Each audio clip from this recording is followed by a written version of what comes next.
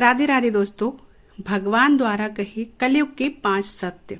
आज की कथा आपको बहुत बड़ी सीख दे के जाएगी, तो इसलिए शुरू करते हैं। महाभारत हिंदू का ही नहीं, समस्त मानव जाति का ग्रंथ है। इससे प्रत्येक मानव को अच्छी शिक्षा और मार्ग मिल सकता है। प्रत्येक मनुष्य को इसे पढ़ना चाहिए, क्योंकि महाभारत के में जीवन से जुड़ा ऐसा कोई भी विषय नहीं है जिसका वर्णन ना किया गया हो और जिसमें जीवन का कोई समाधान ना हो। इस ग्रंथ में देश, धर्म, न्याय, राजनीति, समाज, योग, युद्ध, परिवार, ज्ञान, विज्ञान, अध्यात्म और तकनीकी आदि समस्त विषयों का ज्ञान वर्णन मिलता है। आज की इस कथा में हम महाभारत का ऐसा प्रसंग के बारे में बताएंगे जिससे आज का मानव बहुत कुछ सीख सकता है। बात उस समय की है जब पांचों पांडवों को वनवास हो गया था। वनवास जाने से पहले पांडवों ने भगवान श्री कृष्ण से पूछा, हे श्री कृष्ण, अभी यह द्वापर युग का अंतकाल चल रहा है। आप हमें बताएं कि आने वाली कलयुग की गति क्या और कैसी होगी। श्री कृष्ण जवाब देते हैं, मैं तुम्हें इसका सीधा सा उत्तर तो नहीं दे सकता, लेकिन हाँ, तुम पांचों भाई वन में जाओ और वन में जो कुछ भी दिखे मुझे आकर बताओ। मैं तुम्हें उसका कलयुग में प्रभाव बताऊंगा। इसके बाद पांचों भाई वन में चले गए।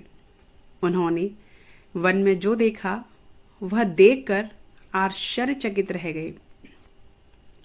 आखिर उन्होंने वन में क्या देखा और श्री कृष्ण ने क्या जवाब दिया, यह जानने के लिए इसको अंत तक जरूर पढ़ें। श्री कृष्ण के कहे अनुसार पांचों भाई अलग अलग दिशाओं में वन की ओर निकले। युधिष्ठिर भ्रमण पर थे।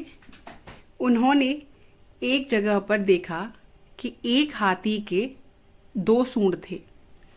यह देखकर युधिष्ठिर के आश्चर्य का ठिकाना नहीं रहा। अर्जुन दूसरी दिशा में भ्रमण पर थे।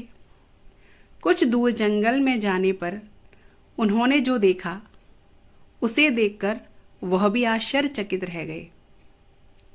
वहां पर देखा कि कोई पक्षी है जिसके पंखों के ऊपर वेदों की रचनाएं हुई हैं और वह पक्षी मुर्दे का मांस खा रहा है।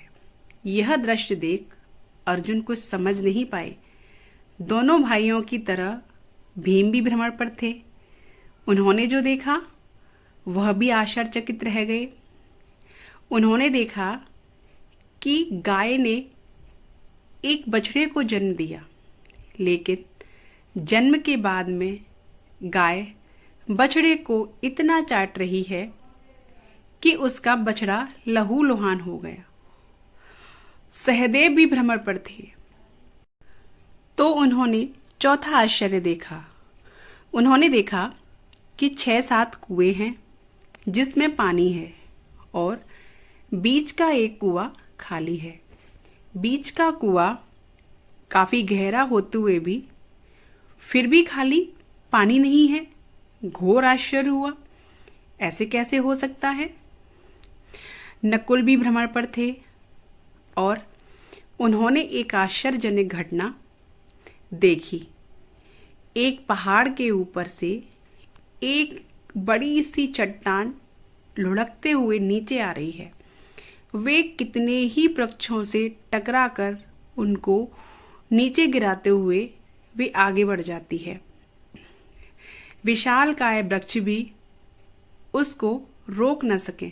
इसके अलावा यह चट्टान कितनी ही अन्य चट्टानों के साथ टकराई, फिर भी वह उसे रोक नहीं सकी।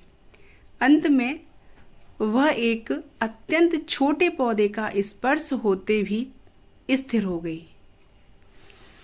इसके बाद पांचों भाई एकत्रित हुए और शाम को भगवान श्री कृष्ण को अपने अनुभव सुनाए। सबसे पहले युधिष्ठिर ने कहा, मैंने तो पहली बार 2 सूंड वाला हाथी देखा।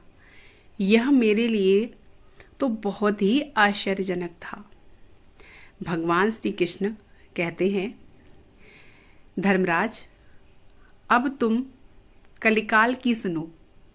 कलयुग में ऐसे लोगों का राज्य होगा जो दोनों ओर से शोषण करेंगे, बोलेंगे कुछ और करेंगे कुछ, और मन में कुछ और होगा और कर्म कुछ, और ऐसे ही लोगों का कलयुग में राज होगा। तुम कलयुग आने से पहले तक राज्य कर लो। युधिष्ठिर के बाद अर्जुन ने कहा, मैंने जो देखा है वह तो कहीं ज्यादा आश्चर्यजनक था।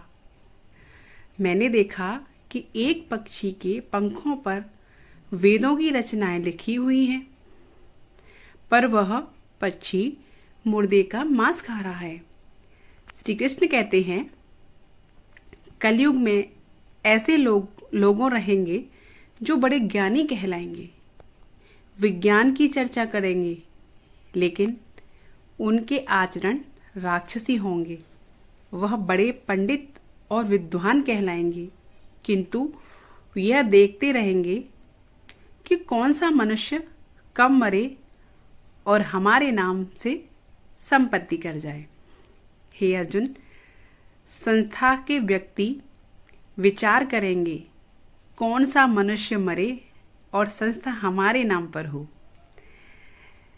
हर जाति धर्म पर प्रमुख पदों पर बैठे विचार करेंगे कि कब किसका श्राद्ध हो और कौन कब किस पद से हटे और हम उस पर चढ़ जाएं, चाहे कितने भी बड़े लोग हों, परंतु उनकी दृष्टि धन और पद के लिए ऊपर ही रहेगी।